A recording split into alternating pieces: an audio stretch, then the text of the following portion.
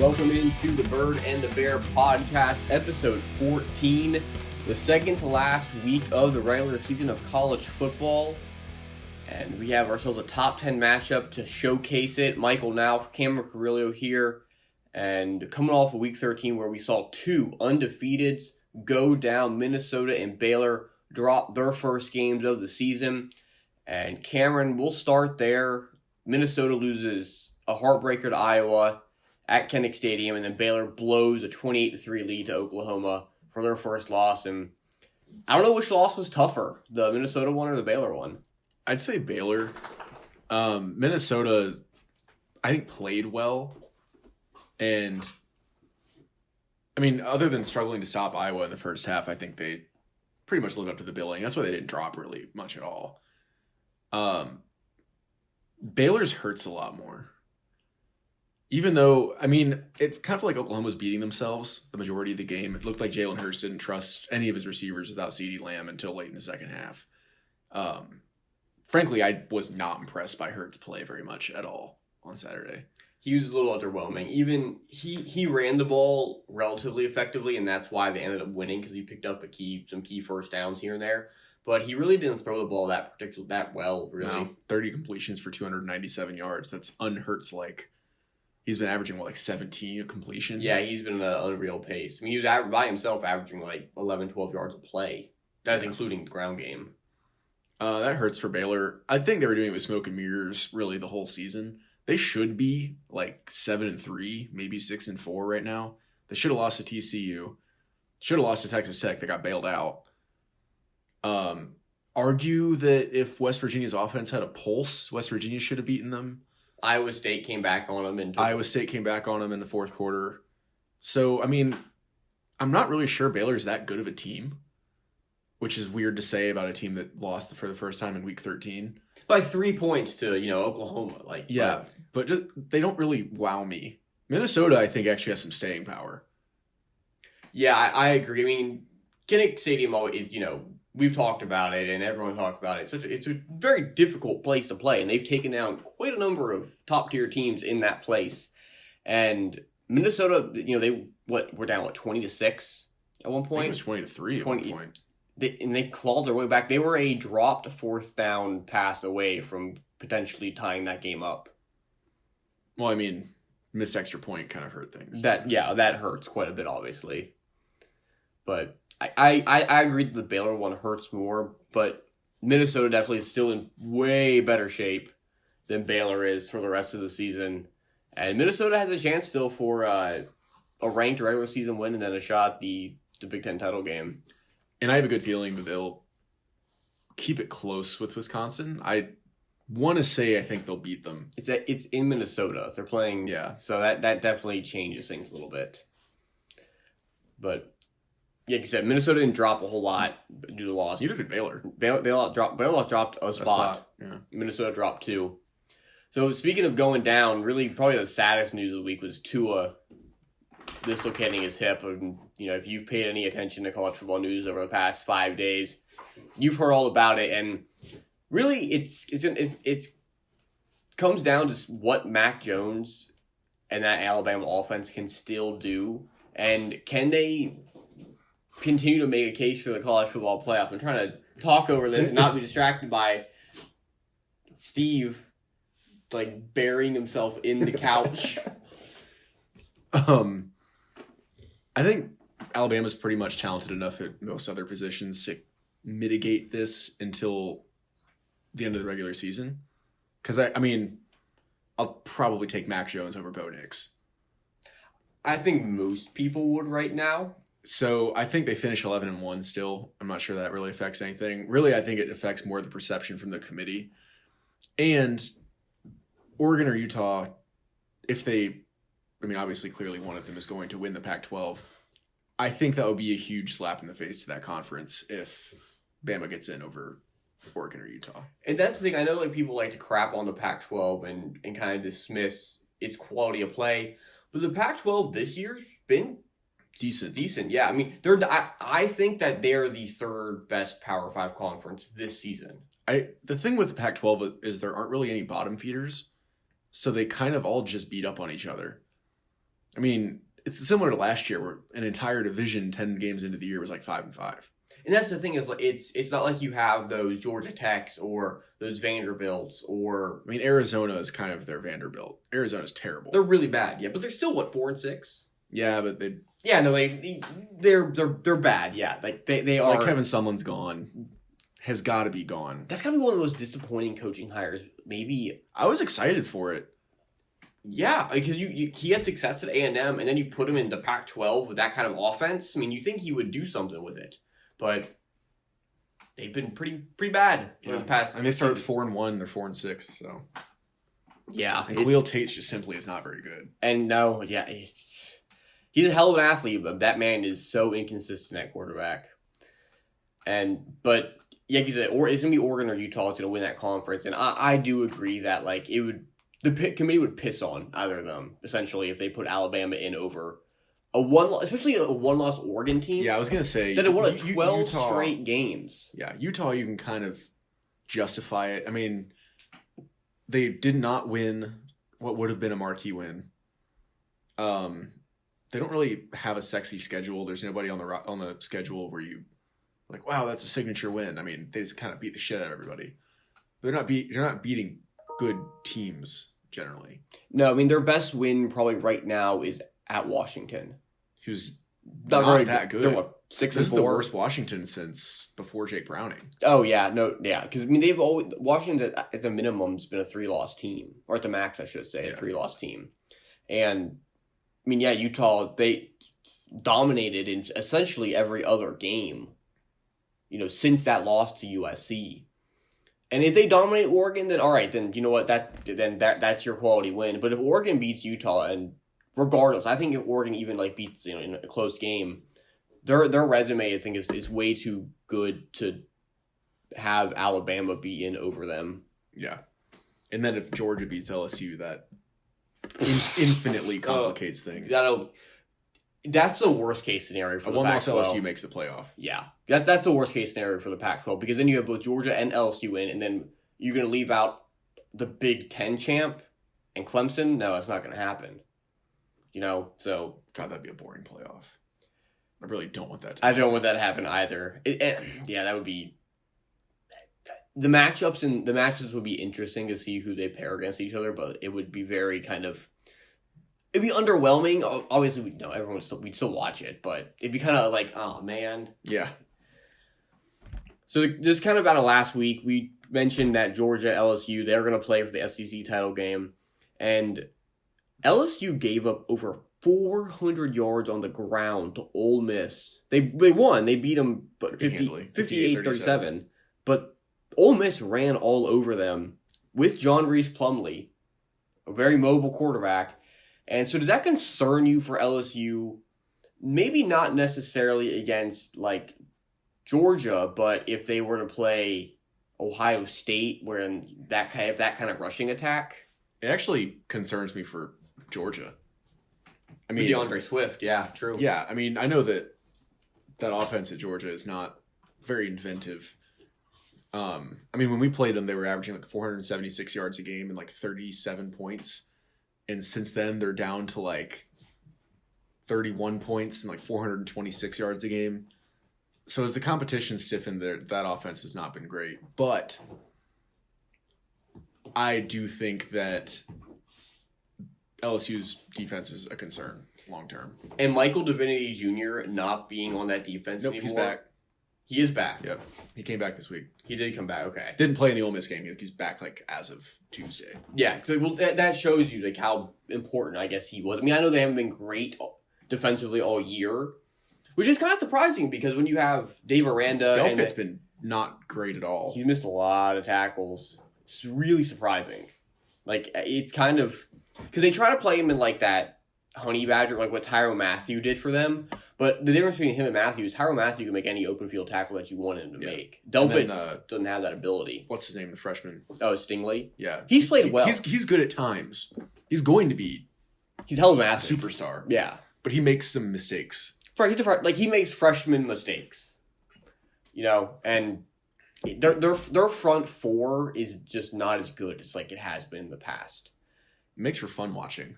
I mean, that game against Ole Miss was so entertaining as hell, man. That was so much fun. The fourth quarter, I felt like watching ping pong. Because it was crazy. Because LSU was just like, they'd go, 2 plays? Yeah, I'd go to the bathroom and be like, LSU scored. Like, what do you mean? They just kicked off. Yeah. Because Edwards-Helaire had like a 50-plus yard touchdown run. Yeah, I mean, he had 172. Jamar Chase had 227. Burrow threw for 489. Yeah. It was obscene.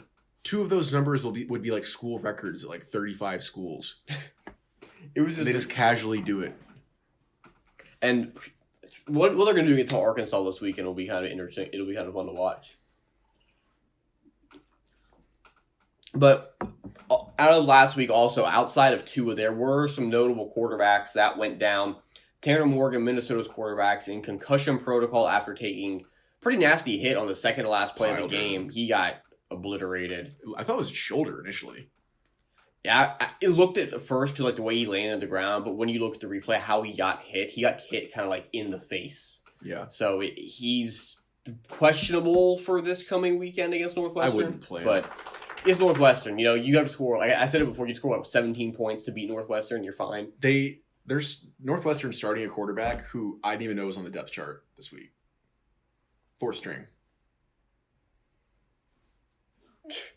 Andrew Marty. They're so bad, dude. I mean, it wasn't for the fact that they played UMass. I feel bad for their defense, dude. Their defense is about as good as it always is. And their offense is just so pathetic.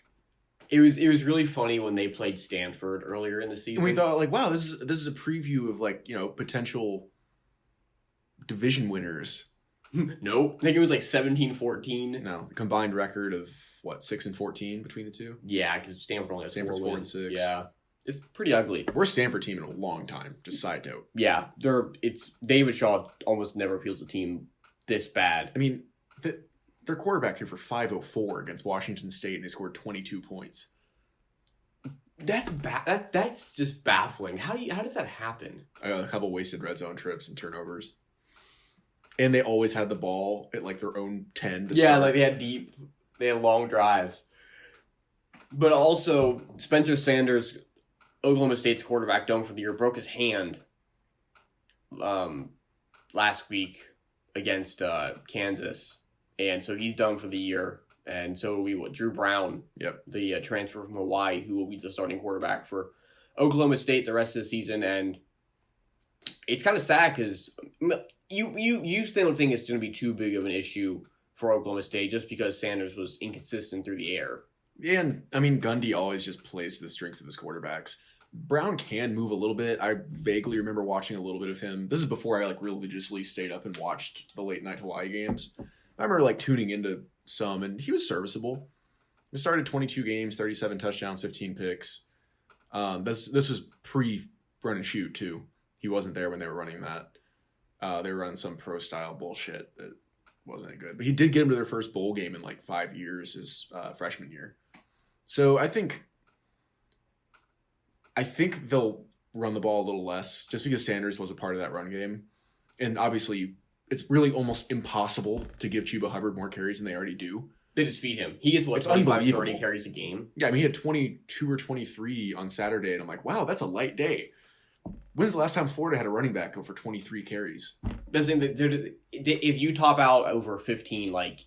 I mean, most schools don't really do that anymore. Even DeAndre Swift, he's seldom goes over like 17 He only carries. has like 165 carries this year. It's just baffling. Chuba has like 290. It's insane. Him, AJ Dillon, and Jonathan Taylor really get like worked. Well, yeah, it's amazing that this is just a total aside about BC. They have that stud backup, David Bailey. And even though they've been feeding Bailey, Dillon's still getting like 35 carries a game. With Bailey also getting like 22 carries a game. They just don't throw the ball. And they go fast. To the detriment of their defense. Hey, they're still, 5-5? They're 5-5, but they have like Notre Dame and... They had Notre Dame this weekend, and they finish with... Another team better than them. VTech, I think. Well, that's Commonwealth Cup is last week this season. Oh. I think it's Pitt. Oh, yeah. Or maybe yeah, it is Pitt. Yeah. It's Pitt. Who's very beatable. Pitt's weird. Pitt's really, really weird. They look like a ranked team some weeks, and they look like they should be bottom feeders. Yeah, I mean, you look at them, and their offense will look great for a quarter, And without looking at the scoreboard, you'd be like, wow, they've scored 14 plus points. And they have like maybe 3. It's weird. And then they go into a shell for 2 quarters. And somehow that they pull out a win. I mean, that game against UNC, they blew a lead. Like 5 or 6 games into the year, they had not scored a second half touchdown and had a winning record. Yeah, and their only loss was to Penn State. Yeah. By a score. It's really weird. Pitt's an enigma. And they can still win the Coastal again. Yeah. They can still win the Coastal. So we're going to move into just a quick talk on the group of 5. And there's a lot of teams that have a possibility to make the New Year's 6 bowl bid that the group 5 gets. So the highest ranked group of 5 team will go to the Cotton Bowl. And there's 5 teams right now that are all ranked and that we're given some sort of form of shuffling, have a shot at making that bid. So it's either going to be Memphis, Cincinnati, Boise State, App State, or SMU. Those are the 5 ranked teams right now, all with 1 loss. And right now, Memphis would be that team because they're ranked 17th. They're the highest ranked team, but who the hell knows what's going to happen in that. My pick would be Memphis. I actually think the only teams that really have a chance are the AAC teams. I would agree because the Sun Belt's not going to get enough love for App State, and I'm actually surprised App State's ranked now. I am too. I am too. I think it's just the pair of Power 5 wins. Yeah, I think SMU's undervalued, but they're not in great position anyway because they don't have the tiebreaker. They're not going to make. It would take Memphis losing again, they play Cincinnati in the last week of the season. Yeah. So, and then it would rematch, right? So if SMU wins out and Memphis loses to Cincinnati, SMU would get in. But if Memphis beats Cincinnati, then they would play again. Because Cincinnati essentially has won the East at this point. So Memphis has to beat Cincinnati to get to the title game. Cincinnati bores me to tears. I'd really like for... They had no business beating either East Carolina or USF. They had no business whatsoever. No. It was like, what, 46-43 against ECU? Holt Nailers you for 535. ECU, they put up numbers offensively this season. Well, okay, this is just a weird fucking stat. So prior to that Cincinnati game, Holt Nailers and /ECU as a team, not a lot of difference statistically, were averaging like 217 passing yards a game. He was throwing a lot of volume early on. They kind of got away from it. I think, what's his name, the coach? Mike Houston. Was trying to find an identity early on. And I think he realized going into the Cincinnati game that, let's do it they were actually good at last year, which was throw a lot. So he had 535 against Cincinnati, followed it up with 498 against SMU. One receiver, this like little 5'6" midget white guy named Tyler Snead, had 19 for 240. In the SMU game. That's some volume. Their fans are like, if you go on their Twitter, there's actually a surprising amount of interaction. Their fans are like, okay, we're actually going to be good, like soon. They're up to 270 passing yards a game. It was 2 contests. In two games. That's hilarious. Like Holt Nailers went from like 63rd nationally in passing to like 16th. That's hilarious. I mean, when Mike Houston was at James Madison, man, they had an offense. They score up and down. They had like a flavor of the month offense, though, wasn't it? They kind of did whatever worked. Basically, they just kind of like adjusted to whatever they were playing. Like some days they'd run for 500 yards, other days they'd throw for 450. Yeah, under Houston, JMU was pretty damn good. I mean, the win total might not drastically improve for ECU this year, but I think they're infinitely better than They've lost a lot of close games. Then they got blown out by USF, which was just weird. Yeah, that's quite odd because they played SMU and Cincinnati pretty damn close.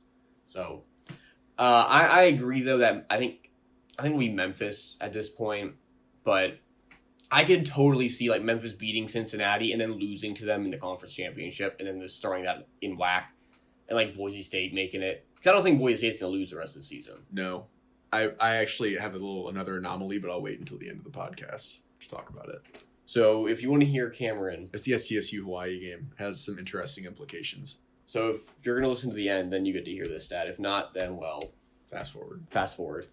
So we're going to move on to the games of the week. Not really a whole lot of intriguing games. I mean, when I was creating the top tier matchups for this week, I really had to like try here. Just put air quotes around it. Yeah. There's only one game that's like top tier, and that's number 8 Penn State at number 2 Ohio State. Ohio State's an 18.5-point favorite. And it's really like random here. It kind of irks me that Fox now gets like the same privilege that CBS does with the SEC. And then they get to pick which game they want for a big noon kickoff. And like that takes away this from prime time. Like I don't know, that's the thing, like how many times like you've seen Fox take a good game at noon. And it is getting tiresome. It is, because like I don't want to like still be like eating breakfast watching a noon kickoff. No, I mean seriously, top 10 teams. That's the thing. Like 2 weeks ago, I think it might have been 3 now, but for Florida, Georgia, the big noon kickoff was Purdue, Nebraska.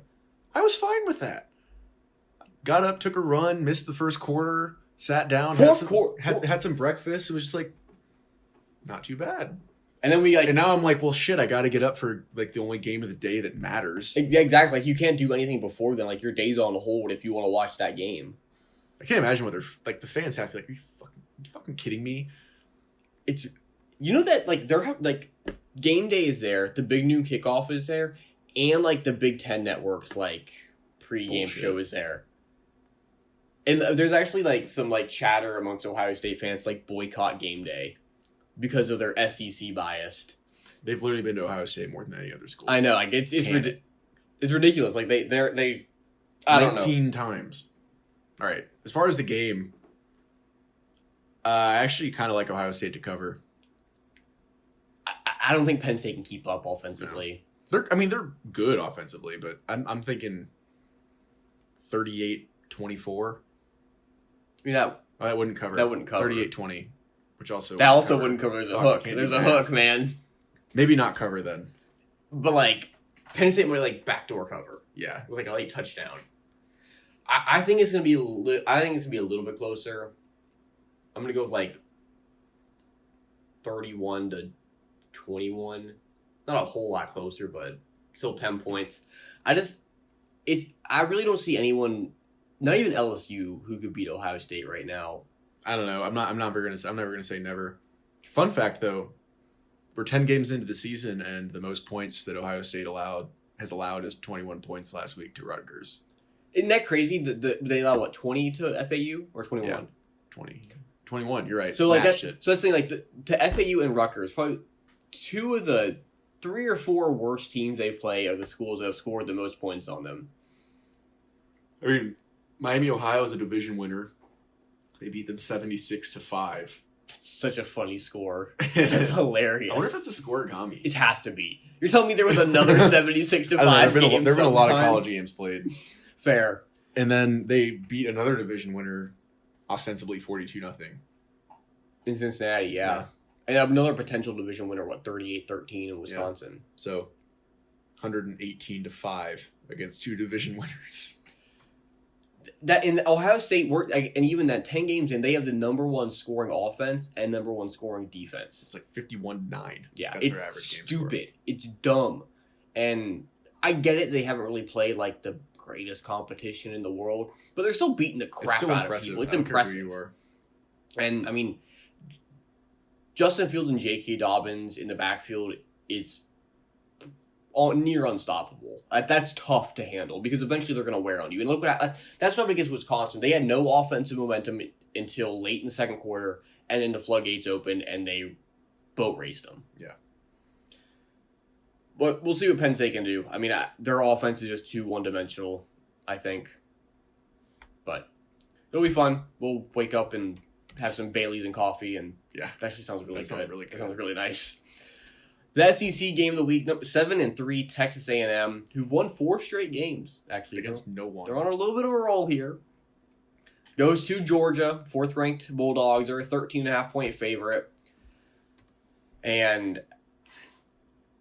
A&M is trending upwards, but they, like you said, they've beaten really nobody. And Georgia, defensively, is... I think they have arguably one of the best defenses in the country, top 5, no question about it. I think, well, maybe it's just wishful thinking. I think Texas A&M has a shot, just because I don't think that Georgia's offense is all that impressive. neither is A&M's really. But Georgia at home, knowing that they need this game for playoff purposes, I think they win pretty easily.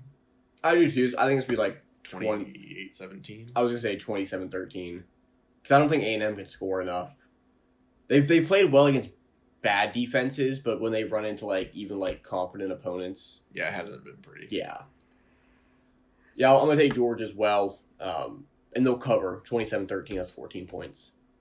To a game that could decide potentially the ACC or have a hand in deciding the ACC Coastal. 7-3 Pitt goes to the somehow 7-3 Virginia Tech Hokies. It looked like Justin Fuente was going to be fired earlier in the year. I know. And now all of a sudden they can still win the Coastal.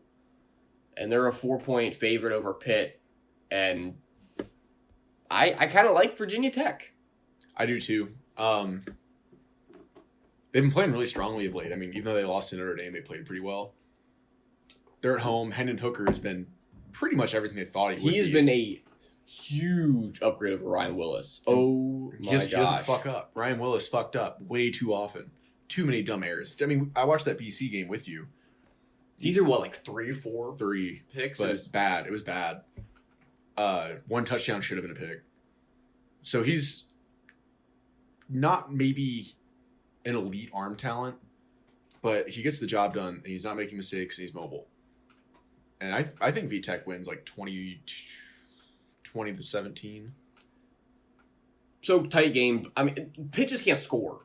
But they can. They take a really long time to do it most of the time. They put together long. They had one big play against UNC, that long touchdown pass early in the second quarter. They throw 66% of the time, which is crazy. I mean, Kenny Pickett's a solid quarterback, it makes sense.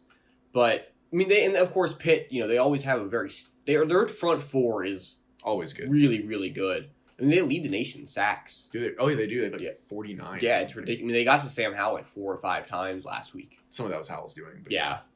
But I like Virginia Tech as well. They've really offensively come into their own. And I think they're going to beat UVA. I don't think UVA can get over that. I was sure this was the year, 5 games into the season. And the thing is, it's in Lane Stadium. And UVA just can't do it there. They just can't. They have this. Well, since we've been 6 or older, they haven't been able to do it against anybody. Fucking Matt Schaub was the last UVA quarterback to beat VTech. Yeah, which is 2003. Yeah.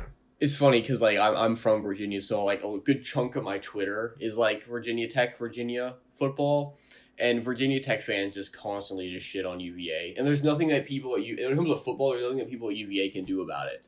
They're well, basketball. That's all they really got. To the night ABC game, number 6 Oregon, maybe a trap game at 5-5 Arizona State. I think it is. Oregon's a 14.5-point favorite, but the fight in Herm Edwards in prime time, they've shown they started the season off. They were 5-1. Yeah, and they're 5-5, and they lost a heartbreaker to Oregon State last week. Going for that 2-point conversion Idiocy. On the end. I don't mind going for 2, but that play call was horrendous. You don't run a toss, a power sweep. But you know what play was there?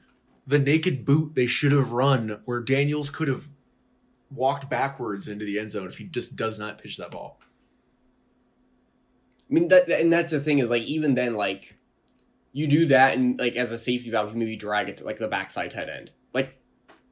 You win the game, but.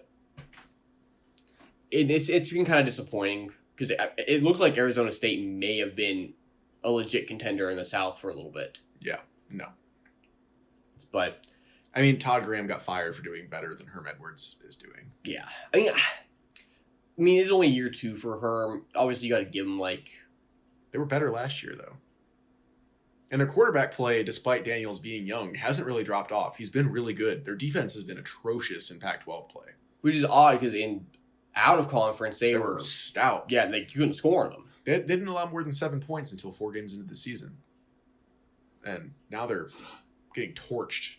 Yeah, it's pretty baffling the kind of digression that they've gone through, but I think this is a trap game for Oregon. I think they'll win, but I think Arizona could give them a scare. Yeah, I agree.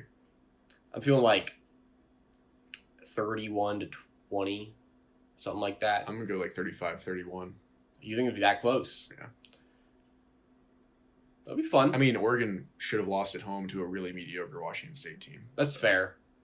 I mean, yeah, and Oregon's defense has been suspected. At times. But other times, like last week. Lockdown. Yeah. So we're going to move into the rest of our slate. A lot of bowl eligible games this week. So we're going to start in the Big 12. Number 21 Oklahoma State goes to 4-6 West Virginia. The Pokes are a 6-point favorite. You like Okie State to cover? Yes. Yeah. Yeah, West Virginia's bad, but they beat Kansas State. I have no idea how that happened. I mean, Jared Dagey was actually a lot better than Austin Kendall's been. Just he was steadier.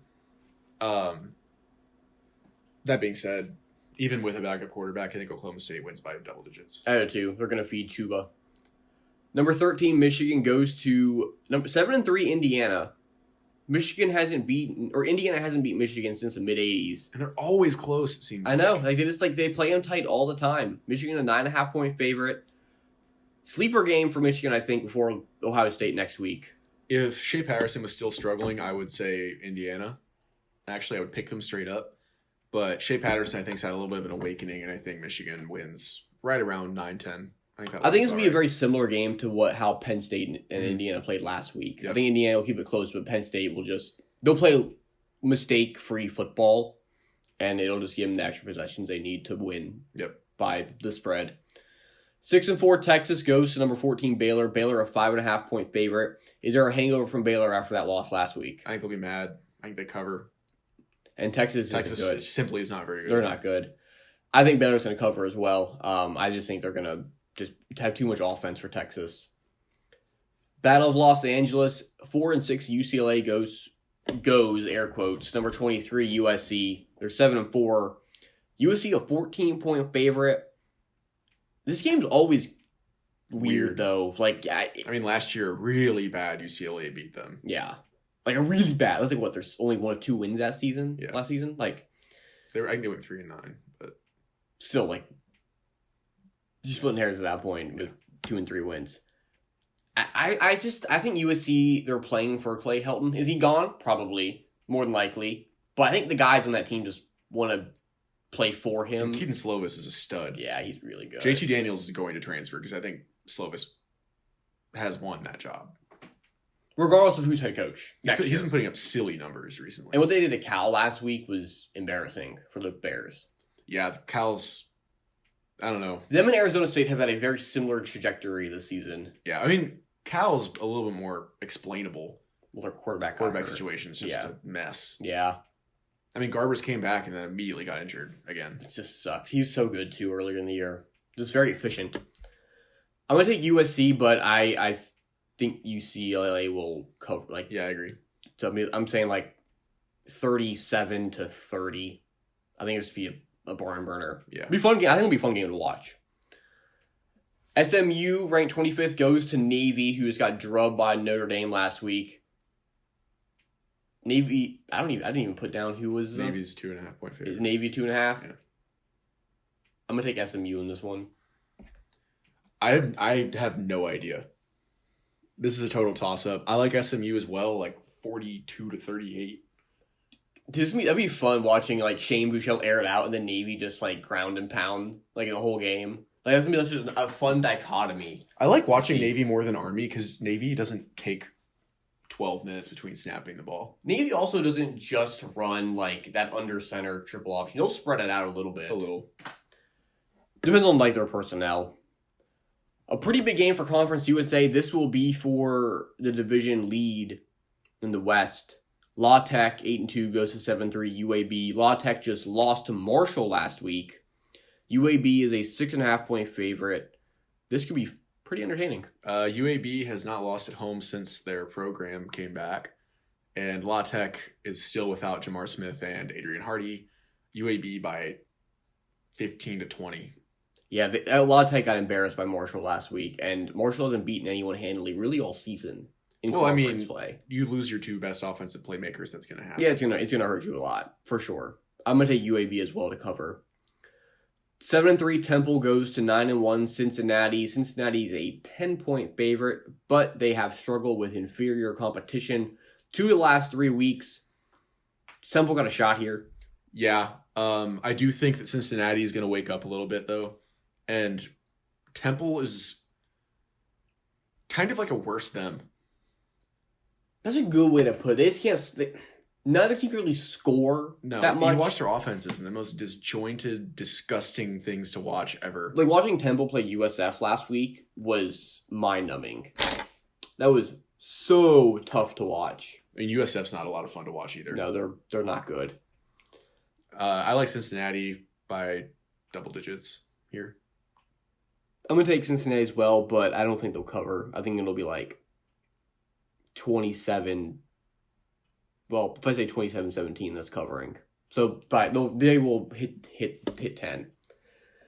A bowl eligibility game in the SEC East. 5-5 Tennessee goes to 5-5 Missouri. Asterisk next to Missouri. Yeah, we don't know with them. For all intents and purposes, this is a bowl eligible game because technically they still can play in a bowl if that decision hasn't. Because I think they will. I do too. They're a 4-point favorite at home. Yeah, but I don't know. I like Tennessee. Straight up. Tennessee appears to be playing for something. Mizzou seems demoralized. Let me ask you this. If Missouri finishes... Because Missouri finishes with Arkansas. So they'll probably finish 6-6 if they lose to Tennessee. And I think Tennessee will beat them here too. Is Barry Odom's job on the line? It should be. I mean, this is the most talented team he's had, and they're slogging their way through the schedule. It's been rough. Losing to Vandy should have been enough to be like, something's off here. Honestly, the Wyoming loss, you can't do that. I mean, they ripped off 5 straight wins immediately following that, but they beat no one. The best team they beat was Ole Miss. He was 4-7. Yeah. I don't know. I think they probably give him one more year, but their quarterback situation next year isn't great. I think they lose Larry Roundtree. They lose a few wide receivers. Albert O's gone. Who's a matchup nightmare. Yeah. Yeah. I'm going to take Tennessee here, too. I don't know what clicked for them, but... And they're doing this with 3 different quarterbacks. Yeah. Because they keep getting injured. It's so... Because Garantano and Maurer can't stay healthy. I mean, Maurer's brain is essentially pudding already. I genuinely feel bad for that kid. Garantano is just a teammate. I mean, he's a good teammate. He could have popped his name in the transfer portal and no one would have batted an eyelash. But then he got hurt, and then JT Shrout came in. I mean, he hasn't gotten hurt, but he's the 3rd string. Which, isn't ever promising, so... But, I don't know. Tennessee, I think they'll make a bowl, because even if they close with Vandy. They close Vanderbilt, so they're probably going to finish at the worst 6-6. I mean, Vandy's been a thorn in their side, but this is a worse Vandy than we've seen in a long time. Yeah, I think this year is definitely going to be an exception to that. To the Big 12, 5-5 TCU goes to number 9 Oklahoma. Oklahoma an 18-point favorite. I think Oklahoma, that scare last week may have kind of woken them up a little bit. I think TCU keeps it within 7 points. I don't think they win, but I think 34-31 again. TCU's been weird. They played to their competition. You look at, when you think about TCU, when I think about TCU, in my head they seem like a 7 or 8 win team right now, and they might not make a bowl game. They seem better than they are. It's weird. It is, and that's the thing. They've played quality teams close. They should be Baylor probably. They were up 9-6. And then Baylor drove down and put it to overtime. Baylor never led in regulation in that game. I mean, they beat Texas. I think they just had a shot against Iowa State. But I'm taking Oklahoma as well. I don't think they'll cover 8 teams a lot. But I think it'll be relatively handily. Another bowl eligible game. This game could be a lot of fun. 5-5 Oregon State at 5-5 Washington State. Both teams put up big offensive numbers last week in wins. This is going to be entertaining. This will be a lot of points and a lot of yards. Yeah, I mean, I want to see Anthony Gordon in a bowl game. He only needs 686 more yards, which means he probably needs about 400 in this game because Apple Cup, they always seem to shut down. Washington State. He might make 5,000 yards passing in the regular season alone. That's nutty. That'd be insane. In just 12 games. He has 8 400-yard games this year. That's unreal. I mean, just the production and the fact they're 5-5 is like really just. It's saddening. It's disappointing. Minshew wasn't this good. No. I mean, Minshew was like. They also weren't throwing as often. Yeah, no. I mean, they had a defense last year, compared to this season when they just let guys run through them like cheese. Yeah. I'm gonna take Washington State, but it's gonna be like. I am too. Way up there. This is the kind of game Washington State has lost this year. And Oregon State is much improved. The Civil War might actually be kind of dicey. If that was in Corvallis, I would say watch out, but it's in Eugene, so I kind of like I'm kind of like backing off the whole Oregon State could give them a scare just because of that. And this Oregon State team is not the same team that I watched lose to Hawaii earlier this year. They've improved. They looked hapless. They were terrible. And now you watch them, you're like, well, this is actually a legitimate team. Like, these guys are pretty good. They probably won't make a bowl. I think there's like a 70% chance Washington State wins this game. And like a 99.8% chance that Oregon beats them. But they look respectable, and that's better than they've been since 2015. Well, 16 was last time. Well, they beat Oregon 16. They weren't good that year, though. Yeah. Oregon was really bad that year. I think it was 2015, though, yeah. Yeah. Final game of the slate. Out west, the midnight kickoff, San Diego State goes to Hawaii. And this game is for first place in the West, which is weird. And here's the anomaly. Hawaii plays a 13-game regular season. They win this game, they will play 15 games without actually being in the playoff. Because it'll be the conference championship and the bowl game. Yep. So they could go anywhere from, this is going to be weird, 11-4 to 8-7. Has there ever been either of those records ever of a team in college football history? Like 10-5 sounds really weird too. So is 9-6. They all do. 10-5 sounds the weirdest, I think. Like winning double-digit games, but you have 5 losses. I'm not sure that's ever happened where a team has played 15 games and not been in the playoff. Yeah, I can't think of when that be the case because I mean it's fairly normal that Hawaii played 13-game regular seasons. But I don't think they've ever done that and made the conference title game the same year. Maybe the last time they were in a conference title game. I mean, I'm just going to look up their record because they'd be the only one to do this. Yeah, because no one else plays a 13-game schedule. The service academies do occasionally. Navy did last year when they went to Hawaii, and Army is this year when they go to Hawaii. Okay. Interesting.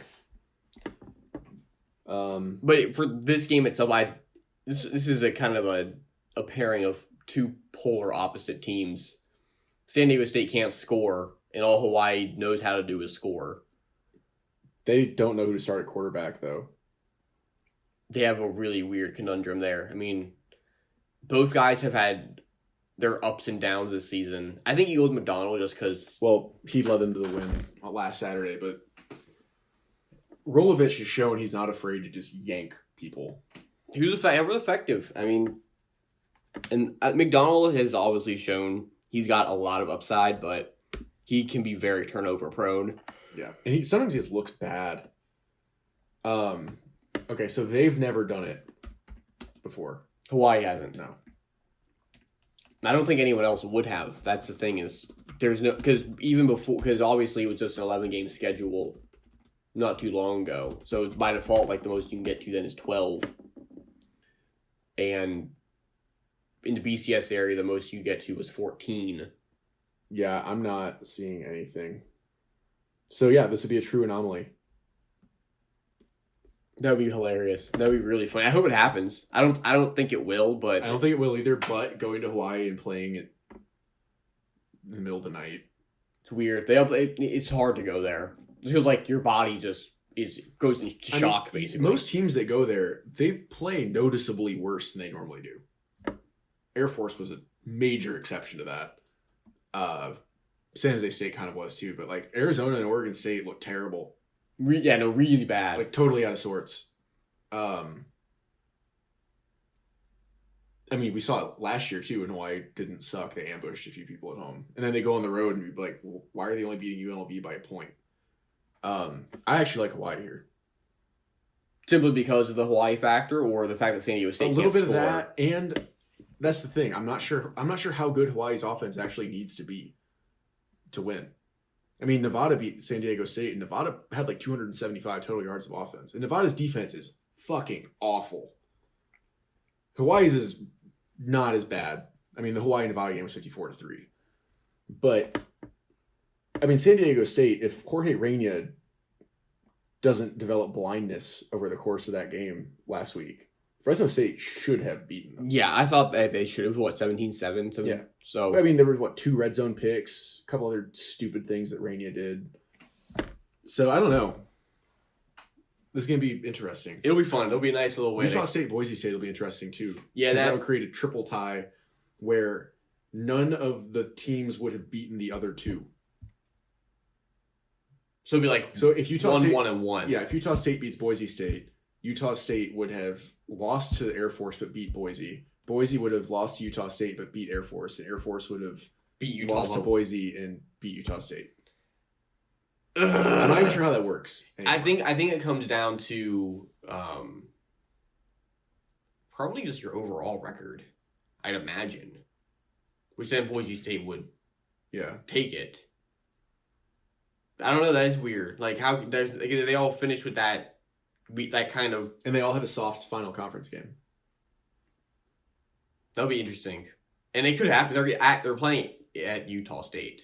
Yeah. So, and Boise's on like their third quarterback. Yeah.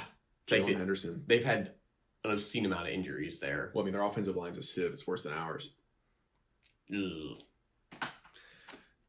So a lot of fun late night action this week. And a lot of teams will make bowls, and it'll set the stage up for a pretty good rivalry week next week. It'll be a lot of fun.